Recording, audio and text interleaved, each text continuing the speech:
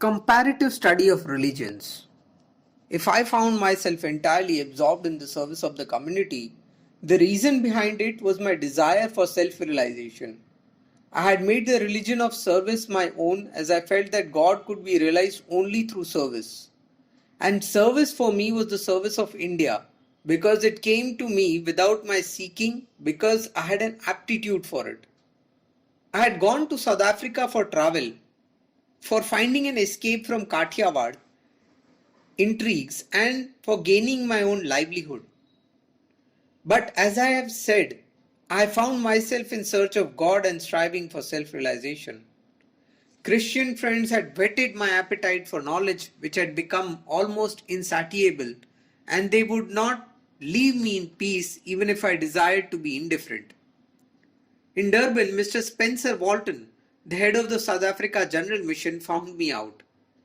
I became almost a member of his family. At the back of his acquaintance was, of course, my contact with Christians in Pretoria. Mr. Walton had a manner all his own. I do not recollect his ever having invited me to embrace Christianity, but he placed his life as an open book before me and let me watch all his movements. Mrs. Walton was a very gentle and talented woman. I liked the attitude of this couple. We knew the fundamental differences between us. Any amount of discussion could not efface them. Yet, even differences proved helpful where there is tolerance, charity, and truth. I liked Mr. and Mrs. Walton's humility, perseverance, and devotion to work, and we met very frequently. This friendship kept alive in my interest in religion. It was impossible now to get the leisure that I used to have in Pretoria for my religious studies, but what little time I could spare I turned out it to good account. My religious correspondence continued. Raichand Bhai was guiding me. Some friend sent me Narmada Shankar's book Dharm Vichar. Its preface proved very helpful.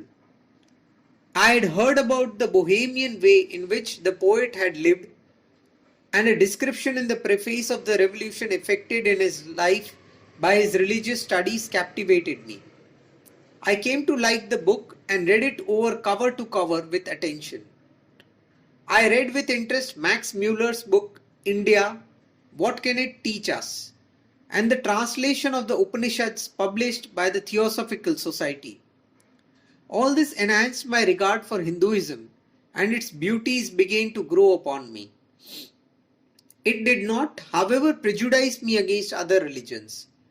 I read Washington Irving's Life of Muhammad and his successor and Carlyle's Panegyric on the Prophet. These books raised Muhammad in my estimation. I also read a book called The Sayings of Zarathustra. Thus I gained more knowledge of the different religions. The study stimulated my self-introspection and fostered me in the habit of putting into practice whatever appealed to me in my studies. Thus I began some of the yogic practices as well as I could understand them from a reading of the Hindu books.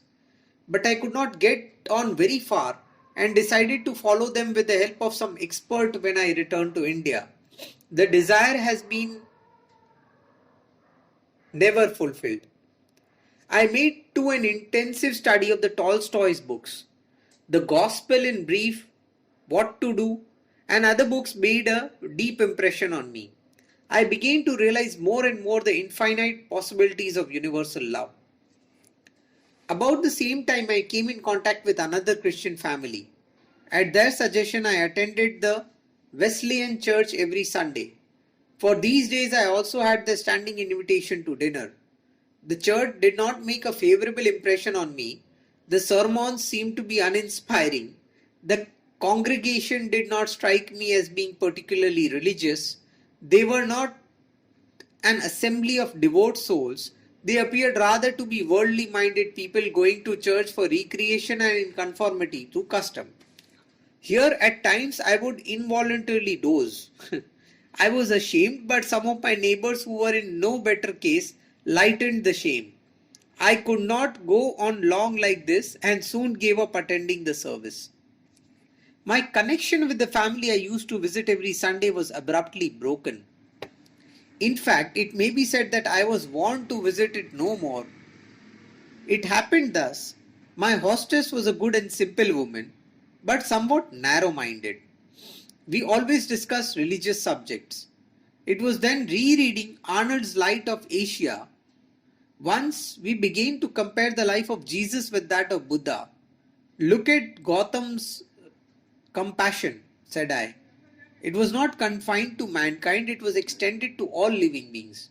Does that one's heart overflow with love to think of the lamb joyously perched on his shoulders? One fails to notice this love for all living beings in the life of Jesus. The comparison pained the good lady. I could understand her feelings. I cut the matter short and we went on to the dining room.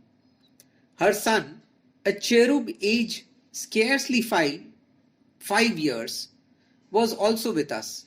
I am happiest when in the midst of children, and this youngster and I had been long friends. I spoke derisively of the piece of meat on his plate and in high praise of the apple on mine. The innocent boy was carried away and joined in my praise of the fruit. But the mother, she was dismayed. I was warned. I checked myself and changed the subject. The following week, I visited the family as usual, but not without trepidation. I did not see that I should stop going there. I did not think it proper either. But the good lady made my way easy. Mr. Gandhi, she said, please don't take it ill if I feel obliged to tell you that my boy is none the better off for your company. Every day he hesitates to eat meat and asks for fruit, reminding me of your argument. This is too much. If he gives up meat, he is bound to get weak, if not ill. How could I bear it? Your discussion should henceforth be only with us elders. They are sure to react badly on children. Mrs. I replied, I am sorry. I can understand your feelings as a parent, for I too have children. We can very easily end this unpleasant state of things. What I eat and omit to eat is bound to have a greater effect on the child than what I say. The best way, therefore, is for me to stop these visits. That certainly need not affect our friendship. I thank you, she said with evident relief.